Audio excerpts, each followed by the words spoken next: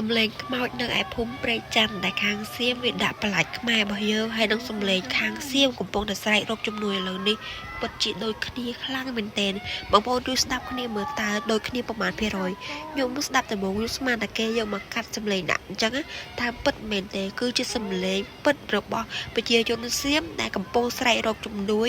ពីយន្តហោះអូយបងប្អូនមិនដឹងប្រមាណ100នាក់ទេប្រមាណ10000នាក់ទេគូស្រែកហូយំហៅជំនួយខ្លាំងមែនតើណាបងប្អូនអូដូចជាប្រែតយំទាបាយចឹងបងប្អូនហើយពួកនេះគិតខុសហើយបងប្អូនហើយដាក់សម្លេងខ្មោចនៅឯភូមិព្រៃចាំងហ្នឹងដូចជាហៅរឿងអពមង្គលចូលប្រទេសរបស់ពួកវាអញ្ចឹង